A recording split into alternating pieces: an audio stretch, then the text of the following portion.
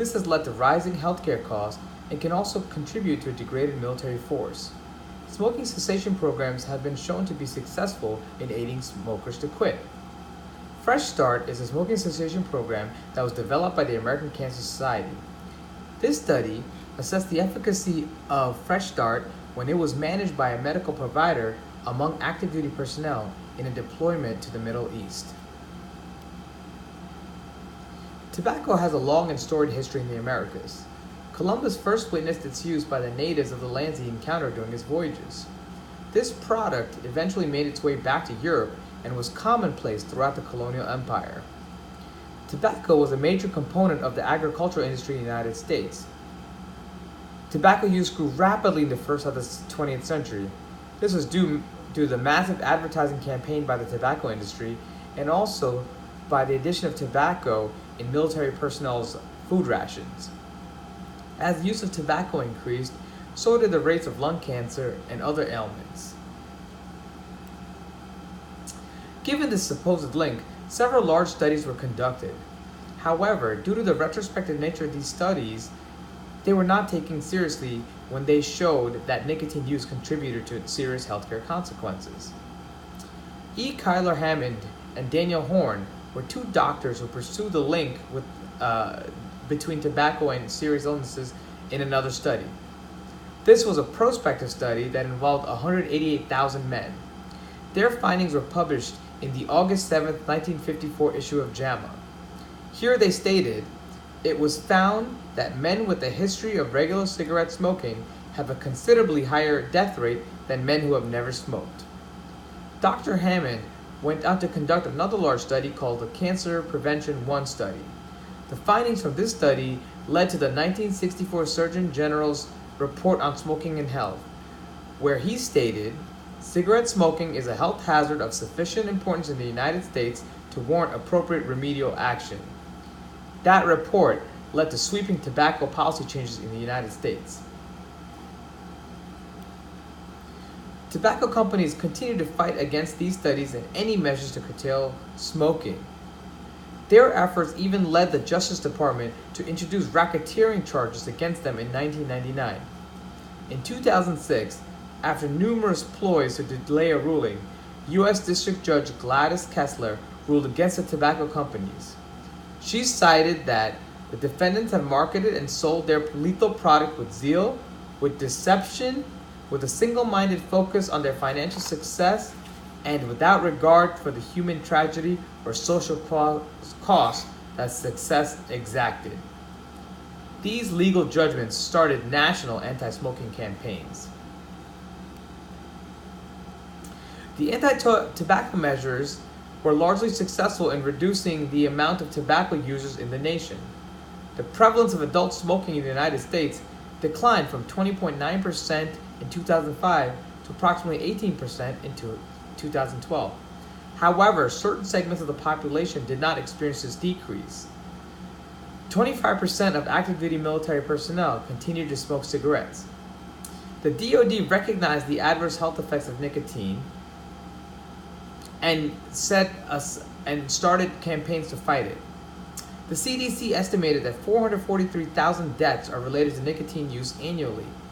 It also estimated that 90% of lung cancer deaths in men and 80% of lung cancer deaths in women were caused by smoking. Smoking has also been linked to such healthcare issues as coronary artery disease, chronic obstructive lung disease, peripheral vascular disease, heart attacks, and stroke. It also increases the risk of infertility, preterm delivery, stillbirth, low birth weight, and sudden infant death syndrome. Moreover, smoking-related healthcare costs in the DoD are estimated about $530 million a year, and associated lost productivity costs are at about $345 million annually. To combat these costs in lives and dollars, the DoD passed legislation to aid in tobacco cessation. Section 713 of the Duncan-Hunter National Defense Authorization Act made several provisions. These included providing no-cost pharmaceuticals used for smoking cessation, smoking cessation counseling, access to a toll-free quit line 24 hours a day, 7 days a week, and also access to print and internet web-based tobacco cessation material. Tobacco cessation programs typically consist of two main parts: smoking cessation counseling and pharmacotherapy. Therapies targeting behaviors are the mainstays of tobacco cessation programs. One such therapy is acceptance and commitment therapy and cognitive behavioral therapy. These were two of the most common methods used to initiate and maintain tobacco cessation programs. The efficacy of these programs have been firmly established in multiple trials. Pharmacotherapy consists of nicotine replacement therapy as well as medications that can help diminish the neurologically mediated cravings that nicotine entices. Nicotine replacement therapy is used to temporarily replace much of the nicotine from cigarettes to reduce the motivation to smoke and the withdrawal symptoms associated with nicotine.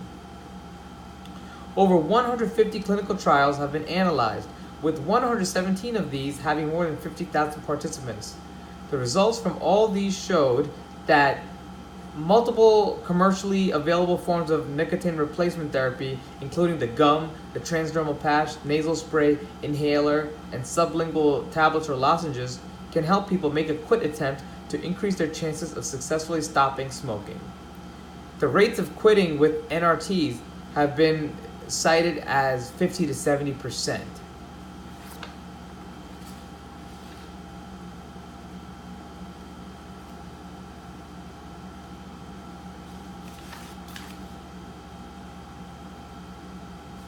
Two of the medications approved for use in smoking cessation programs are varenicline and bupropion. Both cause increased levels of dopamine in circulation and have the capacity to reduce the feelings of craving and withdrawal caused by sudden cessation of smoking. Multiple studies have shown that these medications have a well-established safety profile, and when they're used along with NRT, they greatly increase the success of smoking cessation. Varenicline is a generic form of Chantix and has been reported in the literature to improve smoking cessation rates by 4 times as compared to placebo. Bupropion is a generic form of Zyban and has been reported to improve smoking cessation rates 2 times as compared to placebo.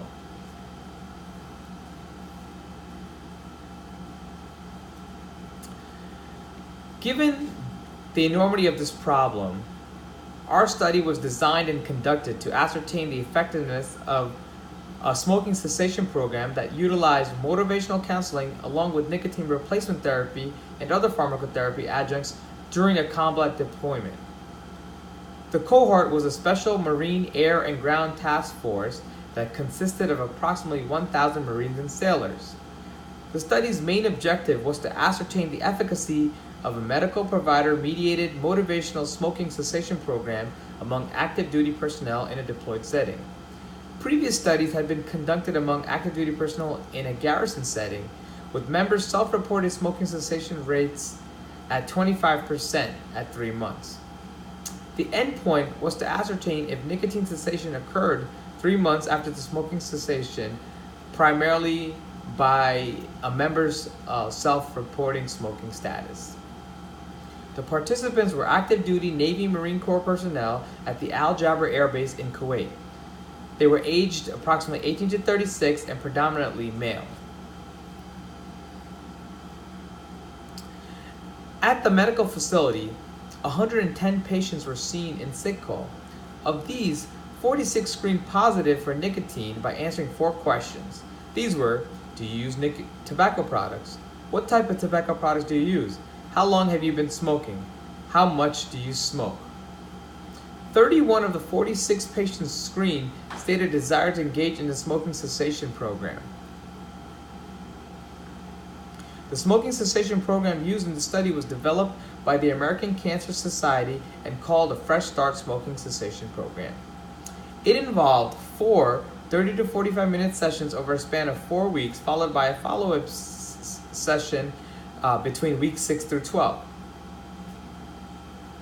Week 1 was entitled Decide to Quit. During this week, patients were given information about nicotine addiction, health concerns related to smoking, the immediate benefits of quitting, and behavior change models and preventing ambivalence from developing. Week 2 was entitled Plan to Quit. This helped During this week, patients were helped prepare for their quit attempt. They learned from past quit attempts. They were educated about the different pharmacotherapies and were made to understand the importance of social support. They also created a quit plan during this session. Week 3 was entitled Your Quit Day. During this week, the patient was taught to understand and manage nicotine withdrawals. They were also taught stress management techniques and how to handle rationalizations. Week 4 was entitled Stay Quit. During this week, patients learned how to recover from slips and to prepare for tough situations in the future. During this week, medications were also adjusted. Furthermore, the numerous health benefits of smoking cessation were reinforced to the patient. During weeks 6 through 12, a follow-up session occurred, and during this time, the successes and failures of the patient were assessed. Also, any previous lessons were reinforced from earlier weeks.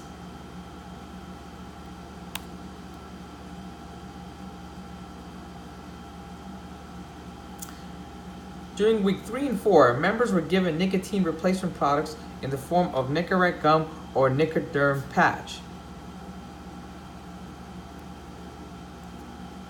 A Cochrane review firmly established nicotine replacement products as the mainstay in the pharmacotherapy of smoking cessations, as they have been reported to bolster cessation rates by 50 to 70%.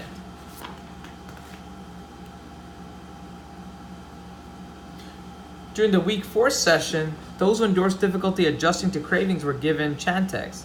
Varenicline is a generic form of Chantix and has been reported in the literature to improve smoking cessation rates by 4 times as compared to placebo.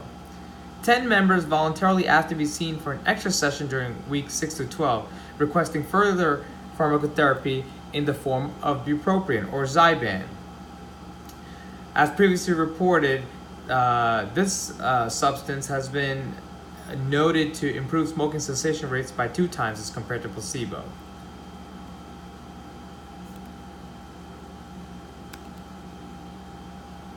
Our study found that the medical provider-mediated Fresh Start smoking cessation program was efficacious, as it produced a quit rate of 80.6%. 25 out of the 31 members enrolled in the program reported no tobacco use at the 12-week mark. This exceeded the quit rates found in literature, which ranged from 45 to 59.1%. There were no ill effects in our study as measured by a simple assessment where the members were asked if they were suffering from nausea, vomiting, or a change in bowel habits. The assessment was given in weeks 6 to 12. All members from the study used nicotine replacement products. Approximately 19% of the study participants used only nicotine replacement products as their quit aid. The largest percentage, however, used varenicline in addition to nicotine replacement products as their cessation aid. 32.3% required nicotine replacement products, varenicline, and bupropion in their quit attempt. Our study had several limitations. The study's gender distribution was heavily skewed by the male gender. This is a byproduct of the study population, as men comprise 84.7% of the U.S. Armed Forces. The study also differed from the general population in terms of the age of the average smoker. The average age of the smoker in our study was approximately 23.8 years, and the highest percentage of smokers in our study was in the 18 to 24 year age group. The highest percentage of smokers in the general population is in the 45 to 64 age group, followed by the 25 to 44 year age group. The 18 to 24 age group in the general population has a smoking percentage of 13.1%, which is much lower than what is compared with our study. Another discrepancy in our study compared with other smoking cessation studies was the length of time. Most other studies use the 6-month mark as a marker of smoking cessation success. However, given our deployment schedule, we use the 12-week mark as the point in time to assess smoking cessation success. Future studies should include a longer time period for follow-up to ensure the accuracy of smoking cessation. In conclusion, smoking causes numerous health problems. It also causes increases in healthcare expenditures and deaths. The Department of Defense has recognized these deleterious effects of tobacco use and sponsored tobacco